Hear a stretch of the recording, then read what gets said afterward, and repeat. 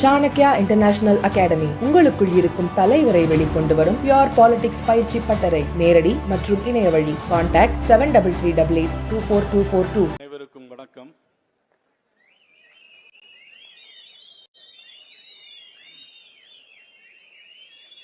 ஈசன் கை வைக்க பிறந்த வைகை நதிக்கரையில் அமர்ந்திருக்கின்ற இந்த மதுரை மண்ணில், ஆலவாய் நகரம் என்று அழைக்கப்படும் இந்த மண்ணில், பிட்டுக்கும் மண் சுமந்து பெரும்படி பட்ட இந்த மண்ணில், நான்மாட கூடல் என்று அழைக்கப்படுகிற இந்த மண்ணில், தூங்கா நகரம் என்று அழைக்கப்படுகிற இந்த மண்ணில் தூங்கிக் கொண்டிருக்கின்ற திமுக ஆட்சியை, மக்கள் விரோத ஆட்சியை தூக்கி எறிகின்ற நாளாக இன்று முகூர்த்த நாள் குறிக்கப்பட்டிருக்கிறது. இந்த முகூர்த்த நாளில் தொடங்குகின்ற பயணத்தை தொடங்கி வைத்து வாழ்த்தி சென்றிருக்கின்ற மக்கள் தலைவர் ஐயா ஜி.கே. வாசன் அவர்களே, எங்களது அன்பிற்கும் பேரன்பிற்கும் பெரும் மதிப்பிற்குரிய முன்னாள் மாநில தலைவர் திரு அண்ணாமலை அவர்களே, மத்திய இணையமைச்சர் முன்னாள் மாநில தலைவர் அன்புக்குரிய டாக்டர் எல். முருகன் அவர்களே,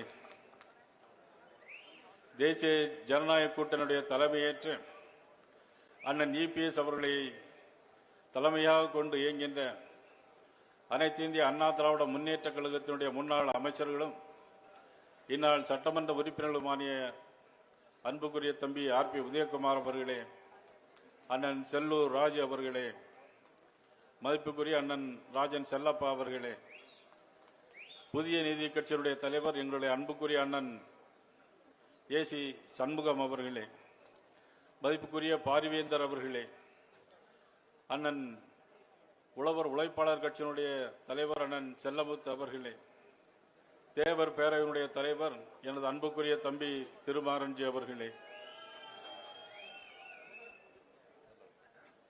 அன்புக்குரிய எங்களது முன்னாள் மாநில தலைவர், தாமரை மாநாடு கண்ட தலைவர் அண்ணன் பொன்னார் அவர்களே, தர்ம போராளி அண்ணன் ஹெச். ராஜா அவர்களே, அகில இந்திய மகளிருடைய தலைவி திருமதி வானதி சீனிவாசன் அவர்களே, இந்த மாநகர் மாவட்ட தலைவர் மாரி சக்கரவர்த்தி அவர்களே, இந்த நிகழ்ச்சியை தமிழ்நாடு முழுவதும் ஒருங்கிணைப்பதற்காக வருகின்றிருக்கின்ற சிறப்பான ஏற்பாடுகளை செய்து கொண்டிருக்கின்ற எனது மாநில பொதுச் செயலாளர் கருப்பு முருகானந்தம் அவர்களே, தஞ்சை இளங்கோ அவர்களே, லோகநாதன் அவர்களே, திரளாக வருகின்றிருக்கின்ற பாரதிய ஜனதா கட்சியினுடைய தொண்டர்கள், அனைத்து இந்திய அண்ணா திராவிட முன்னேற்ற கழகத்தினுடைய அடலியர்கள், நமது தேசிய ஜனநாயக கூட்டணியுடைய பொறுப்பாளர்கள், வருகை தந்திருக்கின்ற பத்திரிகை நண்பர்கள், வராமல் ஓரமாக நின்று கொண்டிருக்கின்ற காவல்துறை நண்பர்கள்,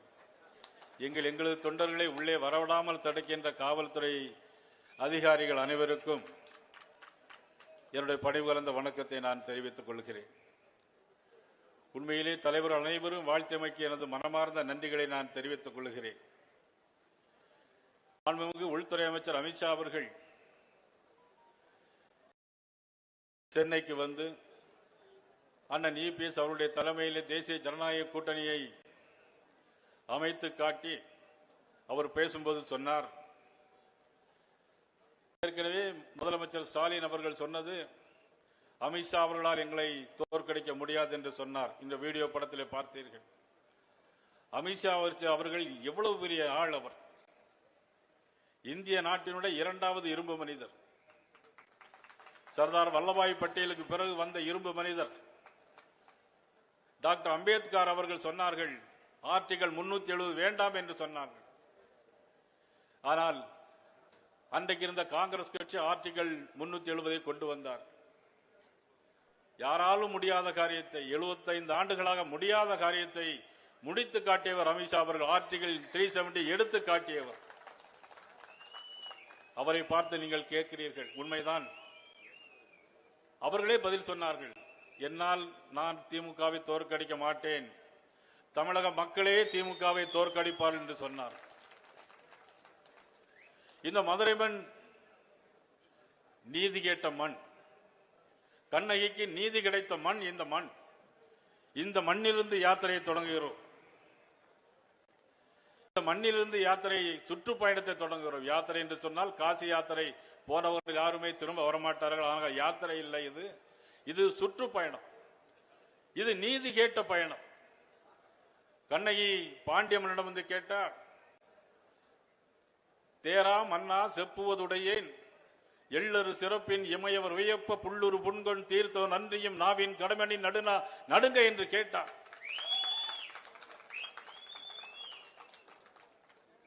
மன்னனிடம் பேசும்போது இந்த பரல்கள் என்னுடைய பரல்கள் மாணிக்க பரல்கள், ஆனால் இங்கிரு முத்து பரல் என்று தெரிந்து திருப்பி காட்டி பாண்டிய மன்னன் சொன்னான், யானோ அரசன் யானோ கள்வன் என்று சொல்லி அந்த இடத்துல மடிந்து போன மதுரை மண் இந்த மண். நீதிக்காக உயிர் உறந்த மண் இந்த மதுரை மண். இந்த மதுரை மண்ணிலிருந்து கேட்கிறேன், முதலமைச்சர் அவர்களே, நீங்கள் ஆட்சியா நடத்துகிறீர்கள்? வெறும் காட்சிகள் தான் நடத்தி கொண்டிருக்கிறீர்கள். நயினார் நாகேந்திரன் சுற்றுப்பயணம் செய்கிறார். நாகேந்திரன் சுற்றுப்பயணம் செய்கிறார். இவர் என்ன செய்ய போகிறார் என்று நினைக்கலாம். எங்களுக்கு சிரித்து பேசவும் தெரியும், கடிந்து பேசவும் தெரியும். மேட்டுப்பாளையத்தில் அண்ணன் இபிஎஸ் அவர்கள் இந்த திராவிட முடிவு ஆட்சிக்கு முன்னுரையை எழுதியிருக்கிறார். அண்ணன் இபிஎஸ் அவர்கள் மேட்டுப்பாளையத்தில் அவருடைய சுற்றுப்பயணத்தை தொடங்கும் போது திராவிட ஆட்சிக்கு முன்னுரை எழுதியிருக்கிறார். ஆனால் பாரதிய ஜனதா கட்சி திராவிட மாடல் கட்சிக்கு முடிவுரையை எழுதும். ஆட்சியா நடக்கிறது. 4 வருட ஆட்சி. இன்னைக்கு 4.25 வருஷம். இன்னைக்கு நான் ஏற்கனவே காலையில் பத்திரிகையில் பேட்டி கொடுத்தேன். எனக்கு சிறு வயதில் இருந்த ஒரு ஞாபகம். எங்கள் ஊர் பக்கத்தில் இருக்க பனகுடி பக்கத்தில் இருக்கிற ISRO ராக்கெட் டெஸ்ட் தளம், அதை கொண்டு வந்தவரே விஞ்ஞானி நம்பி நாராயணன் அவர்கள். அவர் இங்கு அதே ஊரை சேர்ந்தவர், எனக்கு உறவினர் போன்றவர். அப்பொழுது ஒரு ராக்கெட் டெஸ்டுக்காக என்னை உள்ள கூட்டு போயிருந்தாங்க. உள்ள கூட்டிட்டு போகும்போது நான் சின்ன பையன், ஒரு 25 வயசு இருக்கும். உள்ள கூட்டிட்டு போகும்போது எங்களெல்லாம் கதவுக்குள்ள க்ளோஸ் பண்ணி டோரை க்ளோஸ் பண்ணிட்டாங்க. அப்போ அந்த டிஜிட்டல்ல நம்பர் ஓடிக்கிட்டே இருந்துச்சு. டிஜிட்டல்ல நம்பர் ஓடிக்கிட்டே இருந்துச்சுன்னா நம்பர் 100 இருக்கும். அதுக்கப்புறம் 99, 98, 97, அப்புறம் 10, 9, 8, 7, 6, 5, 4, 3, 2, 1, 0 வரும்போது அங்க பிளாஸ்ட் ஆகி அந்த அப்படியே டிவியில் அப்படியே காட்டினாங்க. எனக்கு இன்னைக்கு காலையில் அப்படியே அந்த பிளாஷ்பேக் தான் ஞாபகம் வந்துச்சு. இன்னைக்கு திமுகவுக்கு இன்னும் எத்தனை நாள் இருக்கு அப்படின்னு காலையில் பார்த்தேன். இன்னும் 177 நாள் இருக்கு. இன்னும் 177 நாள் இன்னைக்கு திமுகவுக்கு. நாளைக்கு விடிஞ்சா 176. நாளைக்கு நான் சிவகங்கை போகும்போது 176. அதனுடைய மறுநாள் நான் செங்கல்பட்டுக்கு போனால் 175 நாள். ஆக இந்த நாட்கள் குறைந்து வந்தே கொண்டிருக்கிறது. ஆனால் உதயநிதி ஸ்டாலின் அமைச்சர் துணை முதலமைச்சர் சொல்றார், தேர்தல் அறிக்கையில் சொன்னது. அவர் சொல்றார், இன்னும் ஓரிரு மாதங்களில் விட்டு போன மகளிர் தொகையை நாங்கள் கொடுப்போம். கொஞ்சமாவது வேணும். 4.25 வருஷம் கொடுக்காம இன்னும் ஓரிரு மாதங்களில் கொடுப்பாங்கன்னா, ஓரிரு மாதங்களில் தமிழக மக்கள் உங்களுக்கு பைசா நிறைய கொடுப்பாங்க 2026. இந்த சுற்றுப்பயணத்தினுடைய நோக்கம் விடியாத அரசு, மக்களுக்கு விரோதமான அரசு.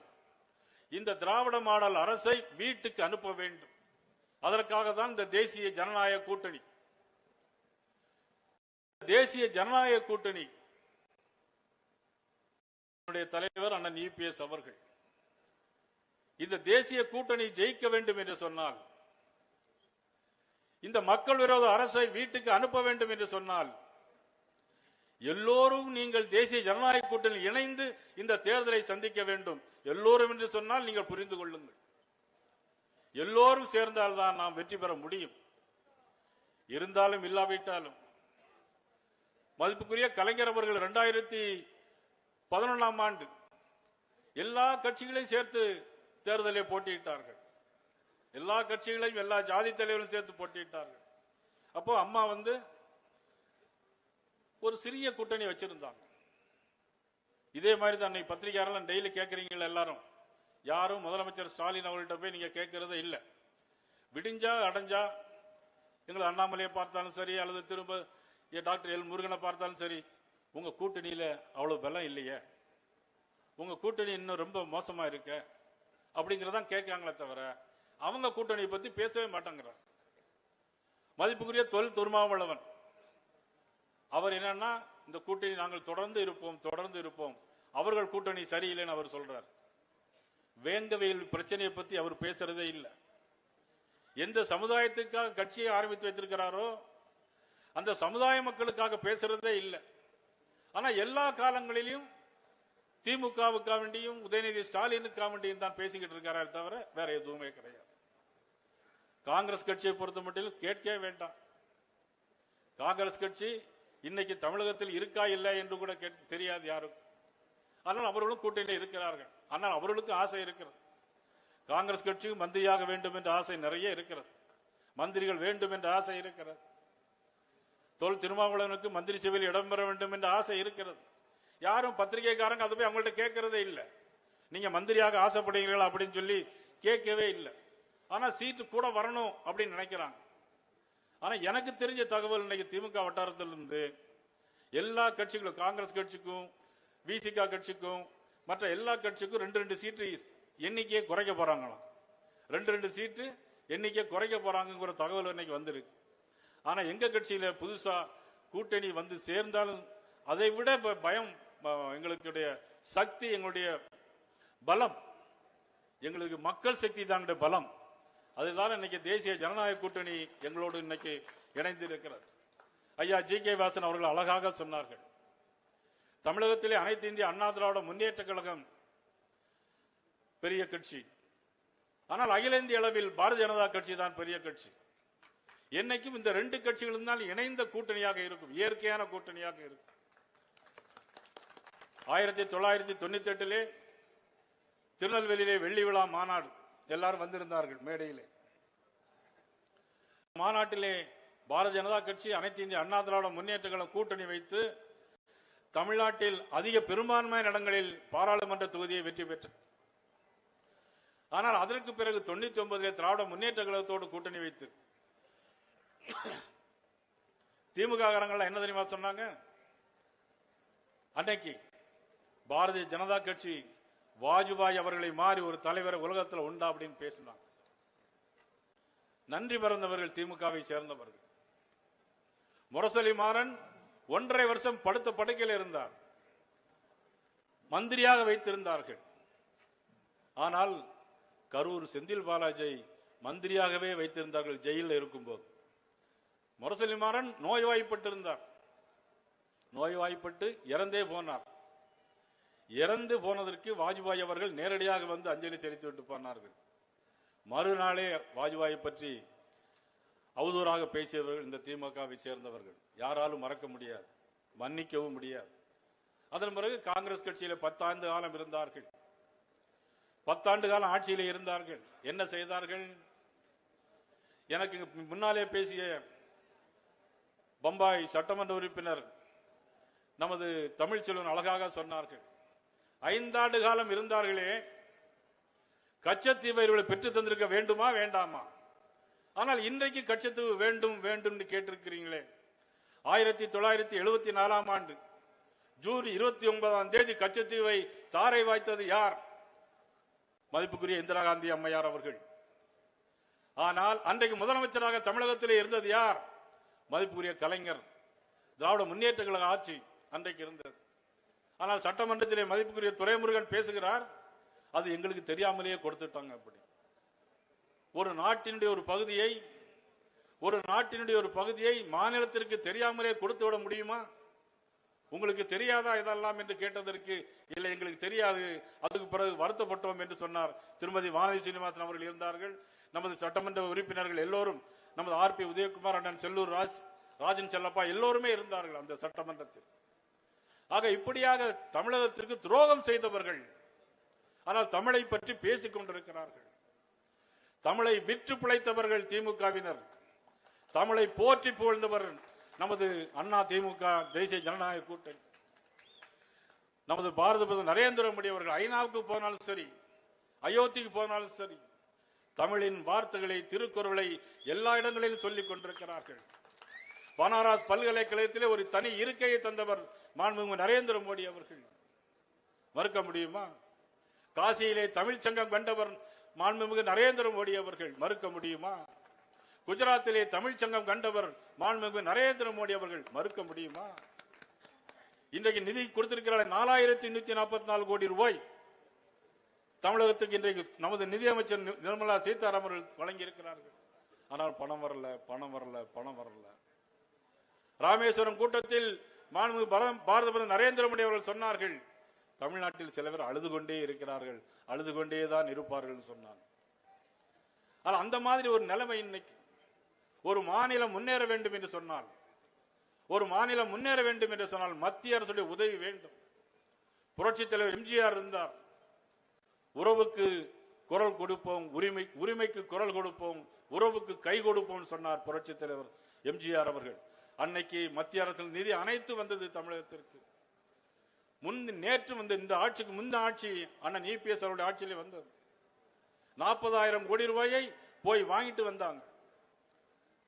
பாரத நரேந்திர மோடி அவர்கள் சொன்னார்கள், ஒரு ஆட்சி மாநிலத்திலும் மத்தியிலும் சிறப்பாக அமைய வேண்டும் என்று சொன்னார். குறிப்பாக மாநிலத்தில் ஆட்சி சிறப்பாக அமைய வேண்டும் என்று சொன்னால் அது ஒரு டபுள் இன்ஜின் சர்க்காராக இருக்க வேண்டும். டபுள் இன்ஜின் சர்க்காராக இருந்தால்தான் அந்த மாநிலத்துக்கு நன்மைகளை பெற முடியும். அந்த மாநிலம் நன்மைகளை மத்திய அரசு பெற்றால்தான் மாநில மக்கள் நன்றாக இருக்க முடியும். இன்றைக்கு வளர்ச்சியடைந்த தமிழகம் சொல்லுகிறார் நமது முதலமைச்சர் அவர்கள். ஆமாம், அவர் சொன்னது உண்மைதான். 4 ஆண்டுகளில் பெண்களுக்கு எதிரான வன்முறைகள் 60% வளர்ச்சி அடைந்திருக்கிறது. தமிழகம் வளர்ச்சி அடைந்திருக்கிறது. குழந்தைகளுக்கு எதிரான குற்றங்கள் 15% வளர்ச்சி அடைந்திருக்கிறது. போக்சோ குற்றங்கள் 52% இன்றைக்கு வளர்ச்சி அடைந்திருக்கிறது. பால் விலை உயர்வு, இன்னைக்கு பால் விலையை விட தண்ணி விலை உயர்வு அதிகமா இருக்கு. ஆனா இன்னைக்கு பால் விலை அதையும் தாண்டி போயிருக்கு. பால் விலை உயர்வு, கரண்ட் பில் உயர்வு.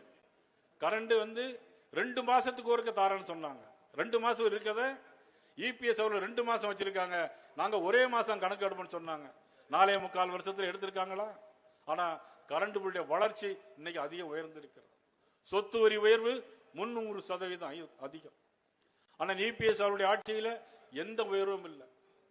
எல்லா மக்களும் நல்ல முறையில் இருந்தாங்க. இன்னைக்கு தமிழ்நாட்டில் போடப்பட்டிருக்க அனைத்து சாலைகளும் இன்னைக்கு புது புது சாலைகள் போடுறாங்க. 4 வழி சாலைகள், பாலங்கள் யாருடைய ஆட்சியில் வருகிறது? மத்திய அமைச்சருடைய நிதியில் இருந்து வருகிறது. தமிழகத்தில் எல்லா ரேஷன் கடைகளிலும் பொருட்கள் இலவசமாக கொடுக்கப்படுகிறது. யாருடைய ஆட்சி? யார் கொடுக்கிறார்கள்? மாண்புமிகு நரேந்திர மோடி அவர்கள் பெற்று தந்தது அண்ணன் இபிஎஸ் அவர்கள். தொடர்ந்து இன்னும் வழங்கிக் கொண்டிருக்கிறார்கள். மறுக்க முடியுமா? போதை பழக்கம் அதிகமாக இருக்கிறது. கள்ளச்சாராயம் அதிகமாக இருக்கிறது. கள்ளச்சாராய சாவு கள்ளக்குறிச்சியிலே 65, கரூரிலே சாவு 41.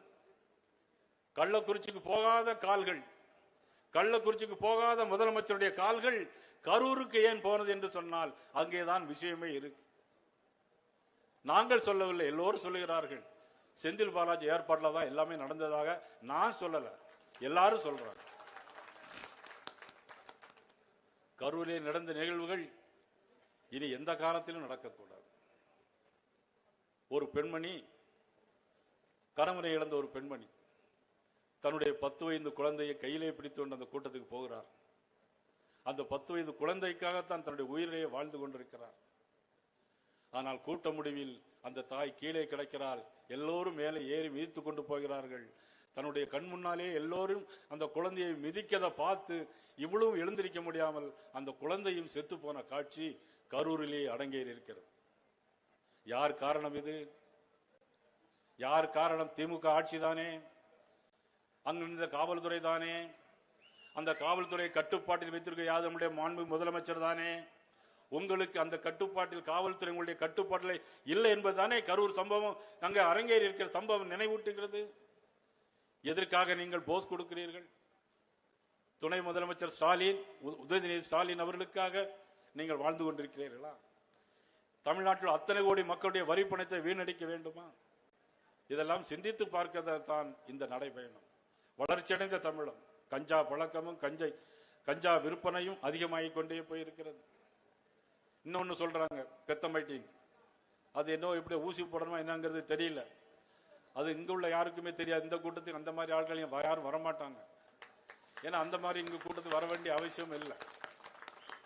மதுரையிலே முருகபக்தருடைய மாநாடு நடந்தது. 5 லட்சம் பேர் கூடினார்கள். ஒரு சின்ன சம்பவம் கூட அசம்பாதம் கூட நடக்கல. ஒரு சின்ன அசம்பாதம் எங்கேயுமே நடக்கல. 5 லட்சம் பேர் கூட்டம் முடிஞ்சு போகும்போது நம்ம அன்பர் டாக்டர் எல் முருகன் அவர்கள் சொன்ன மாதிரி வீரவேல் வெற்றிவேல் சொல்லிட்டு 5 லட்சம் ஷேர்களையும் அப்படியே எடுத்து அடக்கி வச்சுட்டு போனாங்க. 5 லட்சம் ஷேர்களை அப்படியே அடுக்கி வச்சுட்டு போன கூட்டம் இந்த கூட்டம் யாரும் மறுக்க முடியாது. மறுநாள் நமது விநாயகஞ்சி ஐயா போய் மறுநாள் கிடந்த பாட்டிலாம் எடுத்து அவர் வேற தனியா சாக்கில் வச்சு மூட்டையெல்லாம் அள்ளிட்டு போனாங்க. ஒழுக்கம் நிறைந்த கட்சி இந்த கட்சி, ஒழுக்கம் நிறைந்த கட்சி இந்த கூட்டம், இந்த கூட்டணி. பாட்டில்லாம் வாட்டர் பாட்டில், அது வேற யாரும் தப்பா பிரச்சனை ஏற்பட்டாங்க. அதுக்கு இடையில நான் ஏற்கனவே சொல்லிட்டேன். ஐயா ஜி.கே. வாசன் அவர்கள் இந்த மேடையில் இருக்கிறார்கள்னா மக்கள் தலைவர் மூப்பனார் காட்டிய வழியில் இன்றைக்கு கட்சியை நடத்தி கொண்டிருக்கிறார். ஒழுக்கம் நிறைந்த தலைவர்கள் வாழ்ந்த கட்சி, ஒழுக்கம் நிறைந்த தலைவர் ஆரம்பித்த கட்சி அனைத்து இந்திய அண்ணா திராவிட முன்னேற்ற கழகம். இருந்தாலும் மறைந்தாலும் பெயர் சொல்ல வேண்டும், இவர் போல யார் என்று ஊர் சொல்ல வேண்டும் என்று வாழ்ந்து மறைந்த ஒப்பற்ற தலைவர் எம்ஜிஆர். வாழ்ந்தவர் கோடி, மறைந்தவர் கோடி, மக்கள் மனதில் வாழ்கின்ற மாபெரும் தலைவர் புரட்சி எம்ஜிஆர் ஆரம்பித்த அற்புதமான இயக்கம். அதனால்தான் இன்னைக்கு பாரதிய ஜனதா கட்சியோட கூட்டணி. ஒழுக்கமான தலைவர், ஒழுக்கமான கட்சி. எங்களுடைய அகில இந்திய தலைவர் எல்லாரும் வருவாங்க. நம்ம அதிமுக எல்லாரும் நான்வெஜ் சாப்பிடுவோம். ஆனா இங்க எல்லாருமே என்ன சாப்பிட்டாங்கன்னா, நான் நமக்கு என்ன கொஞ்சம் கஷ்டமா தான் இருந்துச்சு ஆரம்பத்தில். ஐயா காலையில் போனா கஞ்சி ஊற்றி வச்சிருப்பாரு. அந்த அளவிற்கு ஒழுக்கம் நிறைந்த கூட்டணி இந்த கட்சி கூட்டணி. கள்ளக்குறிச்சியில் நடந்த சாவுகள், ஆனா எல்லாரும் ஆக்சிடென்ட் ஆயிடுச்சுன்னா எல்லா முதலமைச்சரும் 1 லட்சம் 2 லட்சம் கொடுப்பாங்க.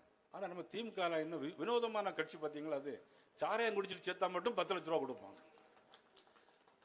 ஏன்னா அதுக்கும் இங்க யாரும் கூட்டத்தில் யாரும் இங்க இல்லை, யாரும் அதுக்கு அந்த கட்சியில தான் எல்லாரும் இருப்பாங்கன்னு நினைக்கிறேன். அதே போல இந்தியாவிலே அதிகமா சூசைட் பண்ணக்கூடிய ஒரு மாநிலம் எதுன்னா நம்ம தமிழ்நாடு தான். அதிகமான வயதானவர்களை கொலை செய்கிறதும் யாருன்னாக்கி நம்மளுடைய தமிழ்நாடு தான். இது நான் இல்லை, சென்சஸ் இருக்கிறதுல நான் சொல்லல.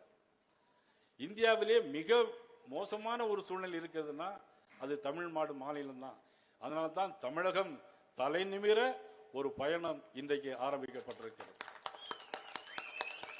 இந்த சூழ்நிலை மாறியே ஆக வேண்டும். அதற்காக தான் இந்த பயணம். இன்னைக்கு நிறைய இடங்கள்ல பெர்மிஷன் கேட்டு கருப்பு போய் கொடுத்தாங்க. ஆனா அவங்க கொடுத்த இடம் நமக்கு இந்த இடம். ஆனா இடம் சின்ன இடமா இருந்தா கூட அது சொன்னாங்க, யாரோ சொன்னாங்க இது ஏதோ ஒரு பெரிய முனிவர் ஏதோ முக்தி அடைந்த இடம் அப்படின்னு சொல்லி சொன்னாங்க. ஆனா அதுலயும் பாருங்க நமக்கு எல்லாமே நம்ம ஆன்மீக சார்ந்த இடமா தான் அந்த இடத்தை கொடுத்துருக்காங்க. ஆனா நீங்கள் எங்களுக்கு இந்த இடத்தை தரவிட்டு அந்த இடத்தை கேட்ட இடத்தை தரவிட்டாலும் எங்களுக்கு மக்கள் மனதில் இடம் இருக்கிறது, சட்டமன்றத்தில் எங்களுக்கு இடம் வரப்போகிறது என்பதை நீங்கள் உணர்ந்து கொள்ள வேண்டும். கரூரில் நடந்த சம்பவத்திற்கு யார் காரணம்னா ரவுண்டாவ் நாளில் பெர்மிஷன் கொடுத்திருந்தா அங்க அந்த நிகழ்வே நடந்திருக்கா. இவ்வளவு ஒரு மோசமான ஒரு சூழ்நிலை. இந்த சூழ்நிலையை மாற்றி அமைக்க வேண்டும் என்பதற்காக தான் மதுரை மண்ணில் இந்த கூட்டம் இன்று தொடங்கி இருக்கிறோம்.